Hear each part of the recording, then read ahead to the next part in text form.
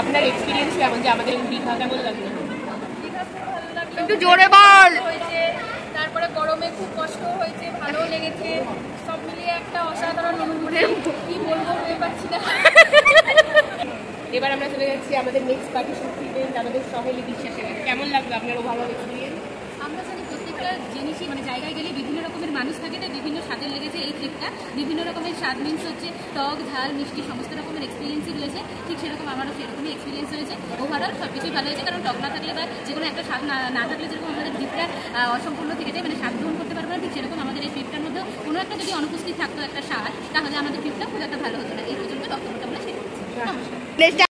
এরপরে চলে আসি আমরা 3 নম্বর পার্টিসিপেন্টের কাছে, মিস সুমনা। ওরে বাবা, আমি এক জায়গা থেকে ঘুরে এসেছি অলরেডি 10 দিন, আবার 2 দিন ব্রেকে আবার ঘুরতে গেছি, মুখের এই অবস্থা, গলার এই অবস্থা, তাও বিশাল এনজয় হেপি এনজয় করেছি, দারুণ অভিজ্ঞতা। এরপরে চলে যাচ্ছি নেক্সট পার্টিসিপেন্ট। এবার চলে যাচ্ছি আমরা আমাদের নেক্সট মেম্বার প্রীতির কাছে। কেমন লাগলো আপনার ওভারঅল এক্সপিরিয়েন্স দীঘার? 10-এর মধ্যে না, মোটেল বক্তব্য বলুন।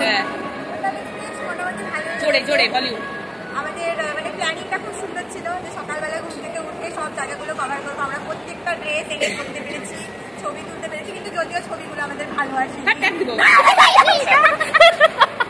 ভালো ভালো বলতে হবে, দুটো ছবি ভালো এসেছে, বাকি সব ছবি নষ্ট হয়ে গেছে।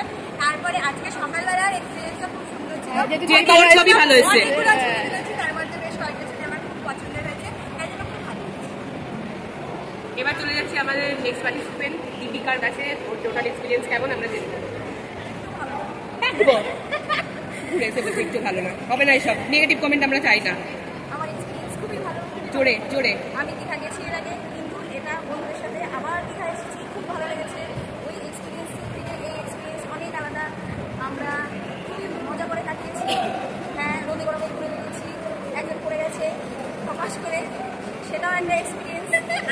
আমাদের 90 টাকা নষ্ট হয়েছে, সেটা একটা এক্সপিরিয়েন্স। নষ্ট হয়েছে, মেট্রো টিকিট কেটে আমরা ঘুরে বেরোচ্ছিলাম, রিলস বানাচ্ছিলাম, দিয়ে আমাদের নষ্ট হয়ে গেছে। আর হ্যাঁ, ছবি খুব ভালো এসেছে, কয়েকটা খারাপ এসেছে, কিন্তু ওরা খুবই ভালো, আবার আসবে। এবার আমরা চলে যাবো আমাদের সর্বশেষ আমাদের মেম্বার দীপিকার কাছে, যে ফার্স্ট টাইম দীঘা এসেছে, তার এক্সপিরিয়েন্স আমরা এবার শুনবো।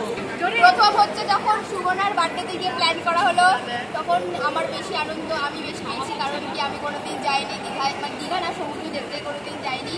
তারপরে আস্তে আস্তে যখন দিন যাচ্ছিল, তখন নানা রকম বাধা আসছিল, আমার প্যানিক অ্যাটাক আসছিল যে মনে হয় ক্যান্সেল হয়ে যাবে। আমাদের প্ল্যান হওয়ার পর প্রথমে যুদ্ধ হলো, তারপরে কোভিড এলো, তারপরে আরও নানা রকম সমস্যার সম্মুখীন হলাম, কিন্তু তাও যে প্রতিকূলতাকে পেরিয়ে এই যে আমরা এত সুন্দরভাবে ট্রিপটা কমপ্লিট করে এই যে আমরা আবার আজকে বাড়ি ফিরে যাচ্ছি, এটা আমার খুব ভালো লাগছে। থ্যাংক ইউ সবাইকে, যে তারা ক্যান্সেল করেনি, তারা আবার সব দুটা কোম্পানি আমার সাথে গেছে।